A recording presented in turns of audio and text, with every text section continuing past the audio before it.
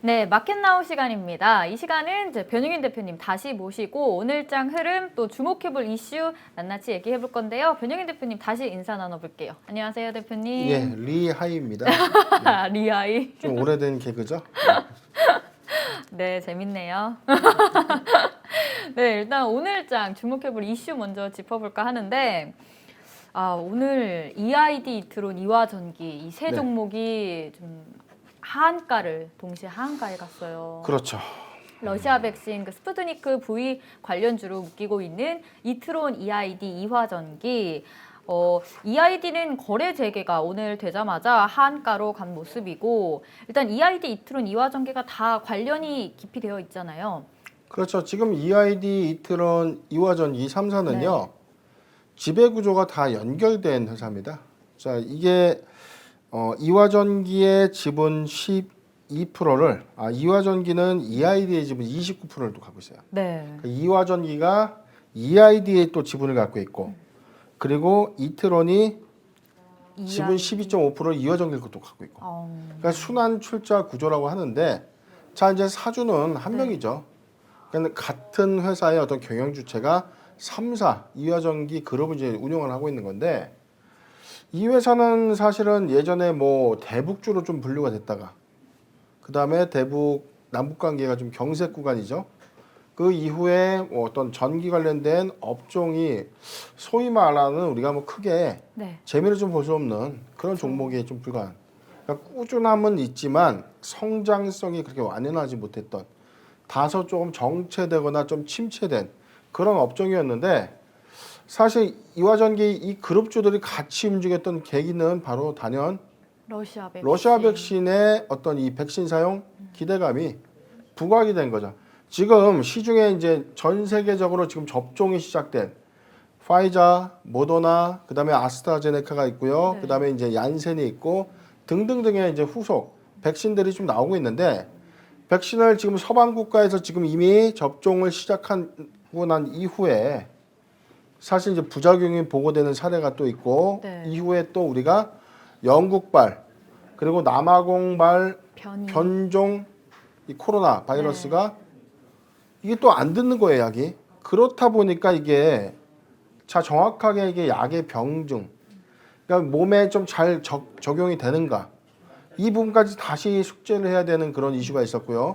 코로나19 치료제도 마찬가지로 출신했지만 또 변종 바이러스에는 효과가 또 없었다. 이런 또 이야기들도 좀 타진되고 있기 때문에 자 이런 종합적인 어떤 요소 때문에 러시아 백신이 이 변종 바이러스에도 효과가 있었다라는 이 연구 발표가 조금 나오면서 더 기대감이. 그렇죠. 이게 사실은 뭐 맥인데 조금 냉정하게 좀 말씀드리자면 우리가 네. 과거에 학습료가 있었습니다. 신풍제약의 광풍, 그 다음에 뭐 등등 덱사메타손, 렘데시비르, 뭐 나파모스타트 여러 가지 코로나19 치료제부터 그 다음에 뭐 파이자, 모더나, 아스트라제네카의 백신 관련주까지 급등에 따른 그러니까 기대감만 엄청 반영돼서 주가는 뭐 10배 가량 상승했던 종목도 있죠. 지금 어떠냐 이거죠. 학습 효과가 있었는데 다시 주목을 받는다고 해서 또 매기가 올리지만 네. 자 우리가 냉정하게 말씀드렸을 때 투자자 관점에서 우리가 냉정하게 생각을 한다면 우리가 알고 투자하는 거예요. 위험하다는 걸 알고 투자합니다. 왜? 그만큼 매기가 쏠려서. 너무 쏠리고 주가가 너무 요동치고 그리고 또 단기에 수익을 볼 수 있는 그런 어떤 이 구조가. 뭐 네. 수익을 볼 거라는 그런 막연한 그런 기대감, 생각, 느낌 뭐 이런 것들이 좀 종합이 된 건데 자 과를 항상 범해서는 안 되죠. 자 저희 무료방에 들어가서 이제 보유를 네. 하셨던 분들에 대해서는 제가 좀 애석하지만 과거에 어떤 이 좀 단기에 좀 물려 계셨던 분들에 대해서는 뭐 의견도 좀 드리긴 했지만 이게 이렇게까지 상승한다고 해서 사실은 좀 정상적인 것인가라는 이제 관점에서 그리고 두 번째 자 3사 그룹주는 자 이트론 종목의 경우에는 1억 5천만여 주의 전환사채 물량이 시중에 이미 유통이 되어 있었습니다.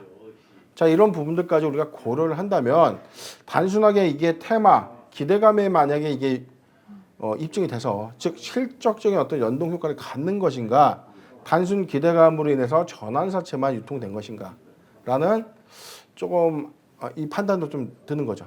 액세스바이오가 3,000원대의 전환사채를 3만 원대 엑시트한 것을 비교해 봤을 때 그런 어떤 우리가 투자의 경험 지표를 항상 지금 구간에 좀 우리가 적용시켜 그런 어떤 이 습관이 좀 필요한데 물론 그런 조심스러운 어떤 투자 방법을 가다 보면 네. 대박주는 못 먹습니다. 그렇지만 현혹되지 않은 막대한 손실을 또 피할 수 있다. 뭐 어저께까지만 하더라도 1,100원대 주식을 샀다면 지금 뭐 손실이 어마어마하죠. 그렇죠.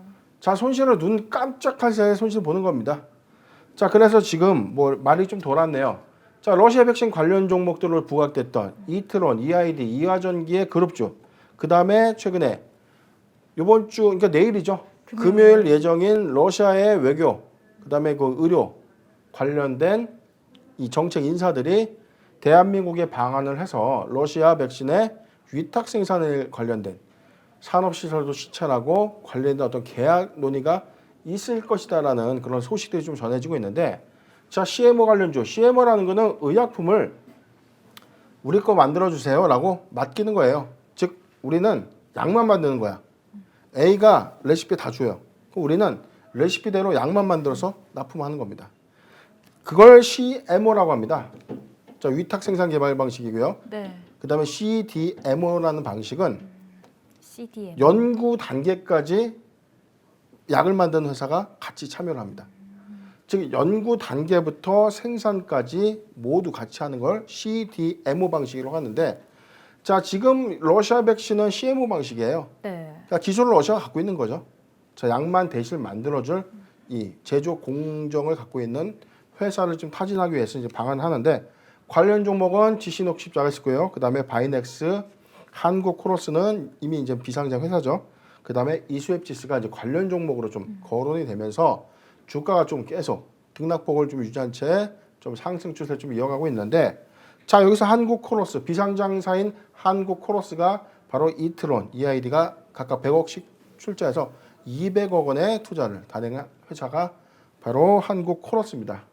자, 이거 막연한 기대감 때문에 주가는 3배가 넘는 급등을 좀 연출해냈고 오늘 뭐 하한가 기록하면서 이 단기 급등에 따른 이 차익 매물이 지금 출현한 거라고 이제 우리가 볼 수 있는 건데 네. 자, 이제 이런 모멘텀은 CMO 관련 종목에 좀 주목해 볼 필요는 있어요. 단기적인 어떤 부분이라면 그렇다면 바이넥스와 GC녹십자 그리고 뭐 이수앱지스 같은 CMO 관련 회사들의 방문 소식 그다음에 계약 관련된 소식이 한 번 더 부각이 된다면 추가적인 시세를 좀 노려볼 수 있겠지만 러시아 백신의 어떤 유효성이 현재 100% 검증되지 않는 상태에서 이 부분이 막대한 실적적인 어떤 모멘텀을 가져올 것이다라는 착각을 하고 투자를 해서는 안 되겠다라고 좀 정리를 해드리겠습니다. 그럼 전 좀 궁금한 게 네. 어쨌든 이 스푸트니크 V 백신을 위탁 생산하고 있는 한국코러스의 그 모멘텀은 계속해서 유효한 거잖아요. 그렇죠. 그렇기 때문에 뭐 EID나 이트론을 가지고 계신 보유자나 아니면 신규 매수하고 싶은 분들이 혹시 지금을 좀 저점 매수 기회로 좀 삼아야겠다라고 생각하시지는 않을까요? 그렇게 생각하는 사실은 분들도 있을 모르겠습니다. 각 전문가마다 추천의 영역, 투자 이 위치나 영역이 좀 다른데 자, 이게 너무 많이 올랐어요. 우리가 등산을 한다고 하면 지금 산 중턱이 아니라 정상에서 어깨 정도 내려온 겁니다. 자, 그런데 여기서 뭘 더 추천할까요? 어느 구간에서 더 사라고 이야기할 수 있겠습니까? 자, 단타라는 거는 우리가 자, 이제 어깨 언저리에서 정상까지 가는 구간의 갭은 짧습니다. 그렇지만 내려올 수 있는 구간은 더 크죠. 상승해서 내가 먹을 수 있는 구간보다 떨어져서 손실을 볼 수 있는 폭의 구간이 더 크기 때문에 현 구간에서의 신규 매수는 조금 과오가 아닌가라고 좀 정리해드리고 싶고 만약에 바이넥스나 CMO 관련된 회사 실적을 꾸준히 내는 회사라면 노려볼 만한데 지금 바이넥스도 저희가 지지난주죠. 저희가 네. 종목 분석을 좀 한번 했는데 자, 동구간에서 사실 이 기대감이 반영되면서 주가 좀 단기에 조금 급등했다가 오늘 좀 조정 양상 좀 보여주고 있는데 CMO 관련 종목들은 단기 시세는 좀 유해 보여요. 내일 러시아 쪽에 이제 방한 이후의 움직임들을 우리 한번 주시한다면 단기 시세는 좀 예상은 되지만 그래도 중장기 포트 관점에서는 한번 조정기가 있을 것이다 라는 관점에서 한번 노려보시는 게 좋고, 자 막연한 기대감에 여기서 더 뭐 하한가다, 뭐 내일 이후에 또 하락 조정이 있으면 당연히 반등 나올 수 있는 구간이 있겠지만 우리가 기대 수익을 여기서 2배, 3배 누릴 수는 없다. 그렇지만 2배 가까운 마이너스 50% 가까운 손실을 예상할 수 있는 구간은 언제든지 올 수 있기 때문에 그런 투자 관점에서의 지금 러시아 백신 관련 종목을 좀 들어가는 것은 조금 다소 좀 높은 구간이 아닌가라는 생각이 듭니다. 네, 알겠습니다. 그러면 이제 두 번째 이슈도 살펴보도록 하겠습니다. 오늘 또 다날이 이틀 연속 상한가를 기록했죠. 다날이 이제 쿠팡 수혜주로 분류가 되면서 쿠팡 수혜주로 상한가를 전일장에서 상한가까지 올라왔는데 오늘도 상한가를 기록했습니다. 오늘 이슈는 그 다날의 자회사가 발행하는 암호화폐 페이코인이 급등하면서 또 상한가까지 올라온 건데, 이 페이코인이 이번에 이제 서비스를 상반기에 출시하면서 이 서비스를 계기로 국내 가상자산 결제 시장을 선점하겠다, 이런 계획까지 지금 포부를 밝히고 있는데요. 이 페이코인이 또 이렇게 다날에 영향을 미치네요. 네. 앞으로도 페이코인, 또 지금 비트코인이 한참 급등을 하고 있는데 이 페이코인도 이 비트코인 시세와 맞물려서 다날의 좀 증시 상승에 계속해서 영향을 미칠 수 있을까요? 제가 항상 강조드렸던 단기 어떤 테마의 이때 시세 동향은요, 대장, 2대장, 3대장이 끝나고 나면 관련 업종이 같이 움직여주면서 전반적인 어떤 조정 흐름을 봤거든요. 자, 다날은 이런 측면에서 쿠팡 관련주인 최근에 뭐 동방, 네. KTH 관련은 뭐 KCTC도 마찬가지죠. 단기 시세가 너무 어마어마했습니다. 맞아요. 근데 다날은 쿠팡의 전자결제 서비스에 관련된 이슈로 좀 엮여 있었는데 상승폭이 그렇게 크진 않았습니다.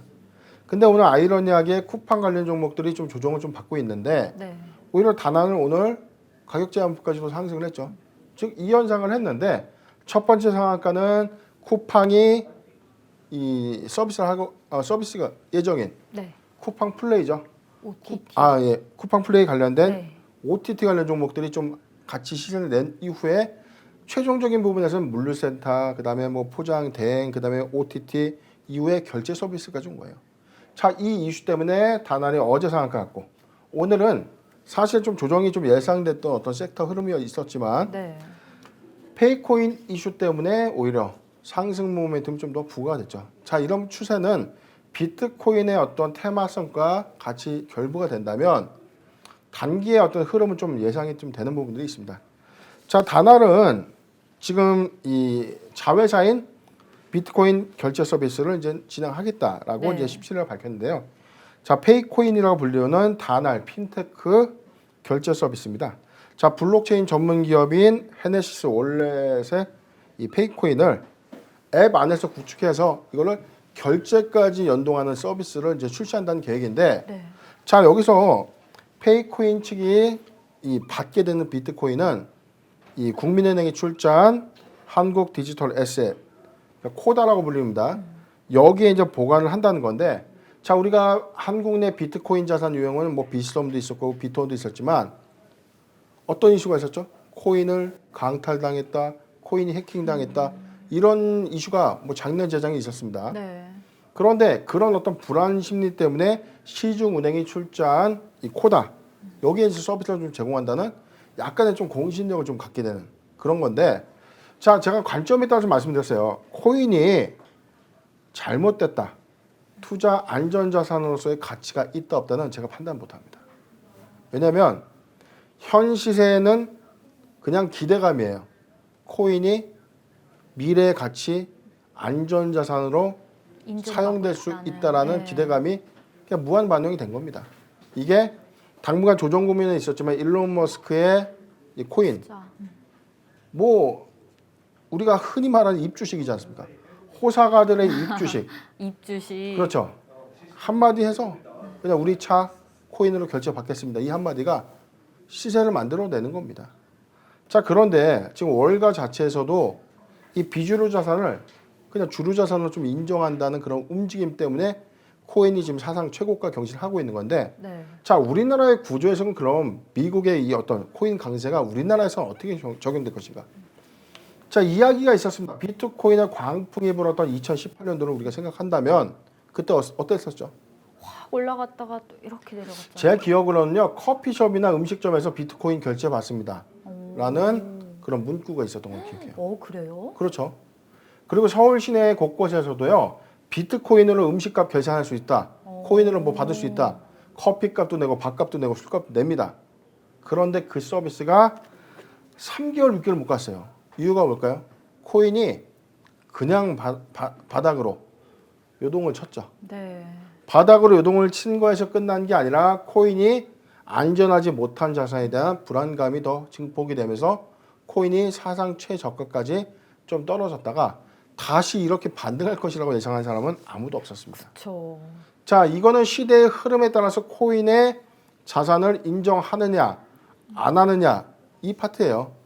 자, 우리가 금을 안전자산이라고 여기는 것은 뭐 기원 전까지 가야 되는 거예요.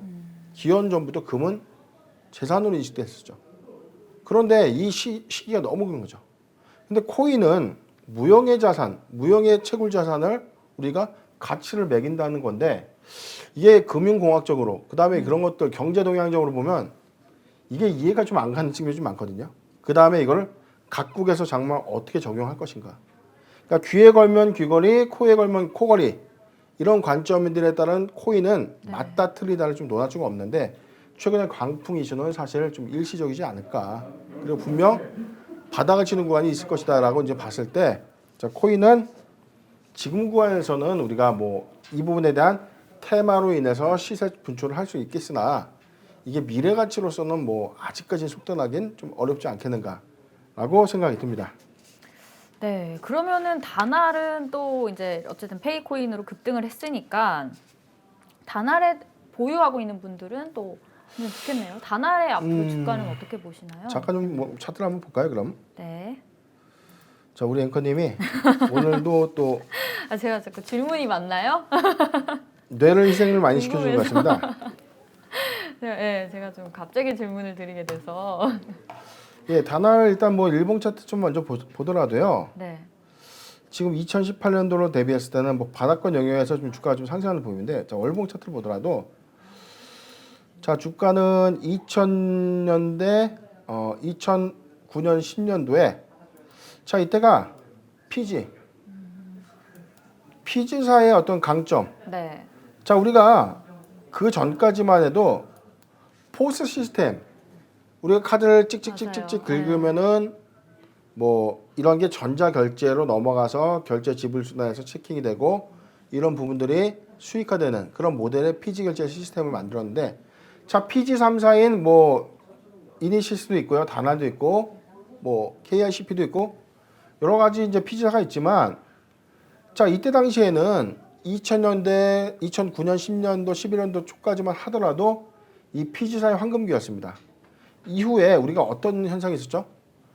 공인인증서가 모바일에 장착되고 그 다음에 사람들이 신용카드를 쓰기보다는 좀 뭐 뱅킹이나 이런 것들 때문에 약간 피지 사업의 성장성이 좀 정체가 됐죠. 왜냐하면 신규 사업이 아니거든요. 이게 시장을 선점해 놓으면 거기서 멈춰 있는 사업이잖아요. 우리나라 국민이 여기서 2배가 된다면 또 성장할 수 있는 사업이지만 우리가 이동통신 3사의 경우에도 마찬가지입니다. 가입자가 한 번 장악되면 여기서 몇 천만 가입자가 갑자기 새로 생기는 않는 거죠. 자, 그런 것처럼 피지사도 양분화돼 있다. 자, 그리고 좀 일봉 차트 다 넘어가 보겠습니다. 자, 최근에 어떤 이 결제 서비스 자체는 세 단계로 좀 구분할 수 있는데 자, 2018년도 걸 좀 논의할게요. 자, 주봉상을 한번 보고 자, 잠시만요. 자, 최근 일봉 차트를 우리가 좀 보더라도 주가는 사실은 뭐 바닥권 영역에서 탈피했다. 자, 유일하게 코로나19임에도 불구하고 같이 작년 3월은 조정 받았습니다. 자, 그런데 올해 온라인 서비스나 온라인 그 쇼핑 매출은 늘었죠. 그렇죠. 근데 피지 사업은 제가 예전에 나이스 정보통신 한번 예를 들었지만 갑자기 사업이 늘어나는 게 아니거든요. 갑자기 수익이 늘어나는 게 아닙니다. 그냥 있는 시장을 나눠 먹게 하는 구조이기 때문에 늘어날 수 없는 상황인데 단할에 이런 부분의 정체성은 상당히 있었습니다. 그리고 나서 8월 실적을 기준으로 해서 주가가 한 6,000원 정도 한번 볼게요. 자, 이 구간이었죠. 자, 5,700원 정도 유지했던 이 구간은 방금 뭐였냐면 자, 8월 실적 좋았죠. 어찌됐든 온라인 쇼핑의 강세가 진행이 되면서 PG사의 좀 수익이 소폭 개선된 그런 흐름이 좀 있었지만 이후에 보더라도 주가의 흐름은 좀 완만했습니다. 근데 네. 가장 최근에 요 모멘텀 뭐냐? 자, 다름 아닌 쿠팡 상장 이슈 플러스 자, 오늘 단안에서 페이코인. 페이코인 요 이슈가 같이 부각이 된 겁니다. 자, 추세는 상승 시그널을 좀 만들고 있어요. 어디까지? 자, 전고 영역이었던 월봉상 전고 영역이었던 자, 요거 한번 보죠. 자, 요 구간이라 보더라도 한 8,900원. 네. 뭐 9,000원을 잡게요. 자, 9,000원까지 잡고 전고 월봉상 전고 영역이었던 1,900원. 자, 돌파 흐름은 이어지고 있는 겁니다. 자, 거래량도 지금 충분히 집중이 좀 되고 있는 흐름을 좀 보여주고 있죠.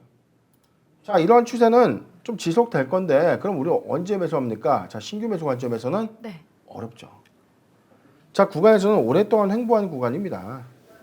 자, 박스권 영역에서 충분히 있다가 시세 분출하여서 돌출된 부분에서의 시세인데 자, 요 영역대에서도 참고로 뭐 조정의 폭이 상당수 좀 있었죠. 그리고 나서 최근에 이 시그널 자체는 강한 거래를 힘입어서 상승 추세 좀 나오고 있지만 자, 페이코인에 따른 단기 즉 비트코인 광풍에 따른 어떤 시세 유입 효과는 있겠지만 네.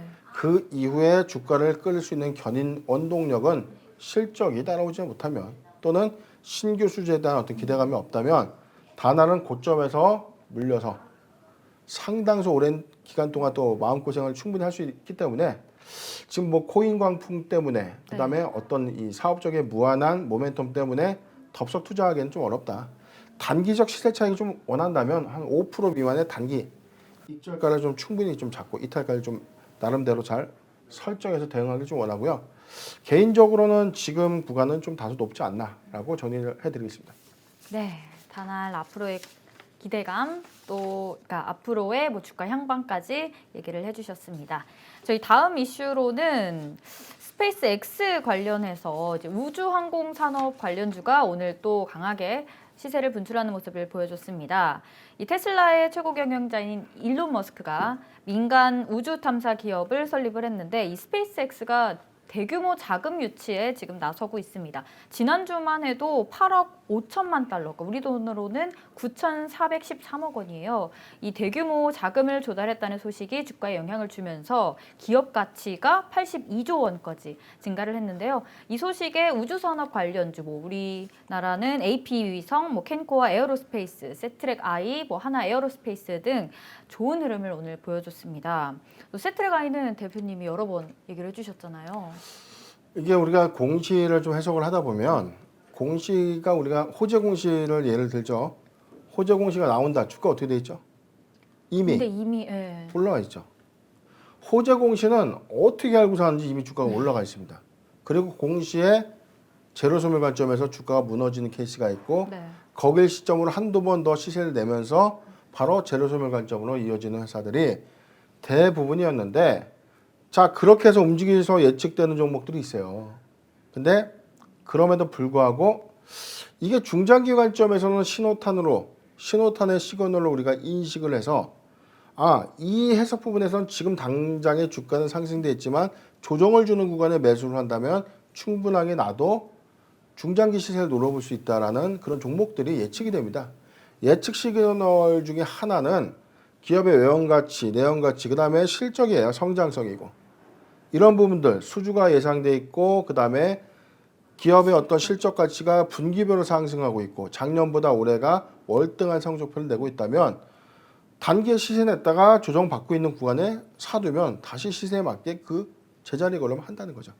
자, 그런 관점 때문에 세트랙 말씀드렸었는데, 하나 에어로스페이스의 인수, 그 다음에 하나 시스템과 세트랙 I까지 이어지는 한국 우주항공의 세계 매체입니다. 네.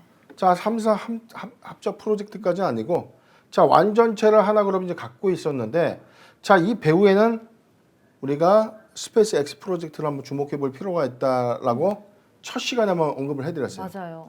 자, 이게 한 가지의 테마가 된다면, 자, 일론 머스크가 꿈꾸고 있는 지금 위성을 뭐 몇십만 개를 쏘는 겁니다. 지금 뭐 몇만 개 정도 올라와 있는데 앞으로 우리가 하늘에서 별을 못 볼 수도 있겠다라고 이야기한 적이 있었죠. 많아서. 네, 그 얘기 해주셨잖아요. 근데 우리가 이야기하기 전에 이미 주가는 껑충 가버렸어요. 자, 뭐 이미 떠난 버스를 뭐 잡으면 돌아오지 않지만 머스크의 스페이스 X 프로젝트는 좀 유효하다. 근데 장기적 관점인데 네. 지금은 이 기대감 때문에 단기의 어떤 고점 형성의 시세를 만들어내고 있지만 이거는 조금 현재보다는 조금 먼 한 5년 이후에 고민해봐도 늦지 않은 그런 프로젝트죠.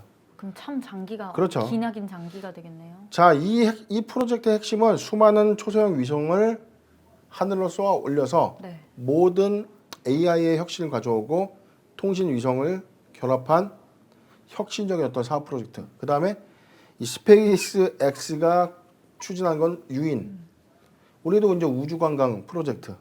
이런 뭐 어릴 때 공상 과학에서 우리가 상상했던 그런 이슈들이 좀 나와주고 있는데 스페이스 X는 이런 기대감 때문에 이런 움직임 때문에 올해도 테마를 좀 만들어냈는데 네. 지금은 단기적 영역에서 너무 고점이다라고 좀 정리해드리고 싶고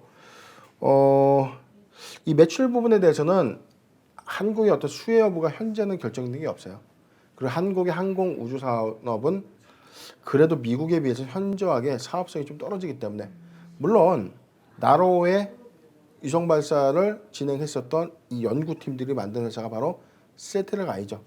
자, 하나그룹과의 어떤 대규모 투자 이후에 시너지는 있을 것으로 예상이 됩니다. 그리고 하나그룹이 스페이스X에 투자를 했다는 점, 이런 것들은 관련적 영향상에서는 도움이 되겠지만 지금 당장의 어떤 항공 우주의 강세가 이게 실적적인 측면이나 단기의 성장성을 의미하는 것은 아니기 때문에 그 부분을 우리가 한번 주목해서 좀 네. 관종 정도로 좀 넣어놓으면 괜찮을 것 같아요. 관종이요? 관심 종목이죠. 네. 아, 관종이 관심 종목이에요? 이게 우리 주린이에요, 우리 대표님. 네, 관중으로 넣어두셔도 좋을 것 같다고 대표님이 얘기해 주셨습니다. 네, 저희 스페이스 X 관련한 얘기까지 나눠봤고, 대표님 이 노래 아시죠? 아기상어 뚜루루 뚜루. 모릅니다. 아시잖아요. 대본에는 노래를 같이 부르라고 되어 있는데 아시잖아요. 모르는 걸로 하겠습니다. 근데 저는 이거 네. 좀 누가 네. 하는 걸 이제 많이 들었거든요. 그러니까 아시잖아요. 근데 이게 그렇게 유명한 노래인지는 잘 몰랐는데 정말 유명해요. 이게 작년이었죠. 작년이었나요? 이게 정확히 2019년도였나요? 네. 이게 아기상어 대박 열풍 때문에 삼성 출판사가 네. 한번 시세가 크게 한번 움직였던 그런 경험이 네. 있었던 걸 알고 있습니다. 아, 그렇게 해서 지금 얘기를 피해가는 돌리시네요. 거죠. 네, 오늘 삼성출판사가 오후장에서 상한가까지 올라왔어요. 네. 이 아기상어와 핑크퐁 등 영유아 대상 콘텐츠를 제작하는 업체인 스마트 스터디가 미국의 나스닥 상장을 추진한다라는 소식이 들려왔는데 이 스마트 스터디는 삼성출판사의 2대 주주죠. 때문에 이제 삼성출판사가 그 나스닥 상장 소식에 오늘 상한가까지 올라온 건데 이 나스닥 상장 추진이 오늘 처음 들려온 소식은 아니잖아요. 그렇죠. 근데 앞으로 이제 상장이 계속해서 추진이 돼서 상장까지 이뤄진다면 삼성출판사는 엄청난 호재가 되겠네요. 일단 삼성 출판사가 네. 사실은 여기 테마가 맞을까 싶을 정도로 과거에는 그냥 책을 맞아요. 파는 회사였죠. 네.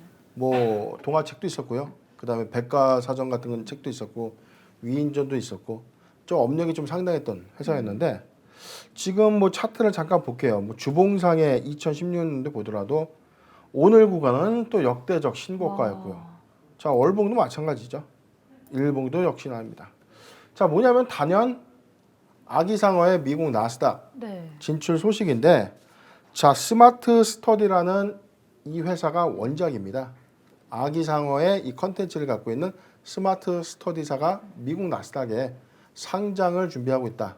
상장을 계획하고 있던 이 소식이 이제 발표가 됐는데 자, 우리가 학습 효과가 충분히 있었습니다. 이런 내용들이 작년에부터 네. 스물스물 나왔다가 이게 이 모멘텀 때문에 사실 주가가 계속 맞아요. 상승을 좀 했던 거거든요. 네. 근데 좀 저는 좀 이해했어요. 아니 애기들이 보는 그 노래 하나 때문에 이게 나스닥을 흔들 정도로 뭐 대단한가?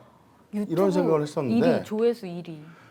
요즘 뭐 이게 이 보통령은 뭐 저리 가라더라고요. 네. 전 세계의 어린 아기들이 보는 콘텐츠라는 걸 제가 알고 나서 네. 좀 사죄의 말씀 올리겠습니다. 예, 좀 각설하고 네.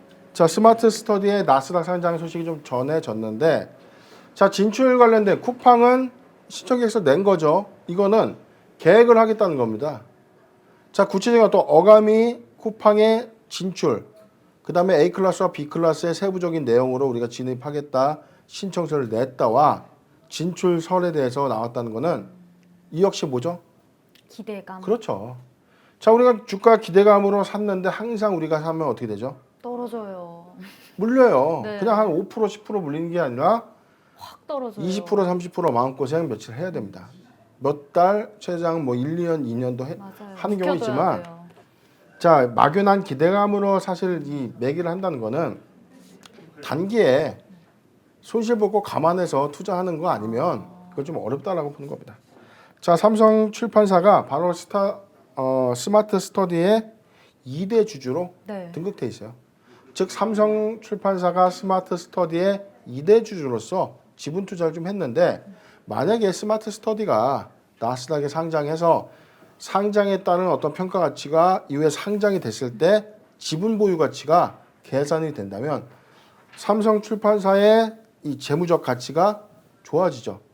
이에 맞게 기업의 가치가 변하고 주가가 상승하는 원리는 맞습니다.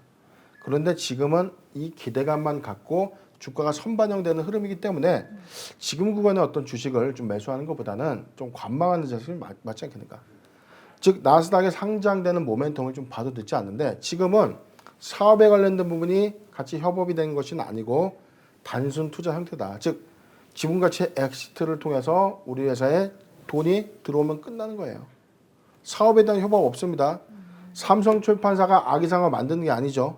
자 간접적인 어떤 지분 투자 형태이기 때문에 자 이런 부분들은 우리가 유의해서 투자를 좀 임하는 습관이 좋겠다라고 좀 정리를 해드리겠습니다. 네, 기대감으로 매수하는 전략은 추천하지 않는다라고 얘기를 해주셨습니다. 네, 저희 변영희 대표님과 함께하는 수성항공지하 잠깐 헷갈렸네요.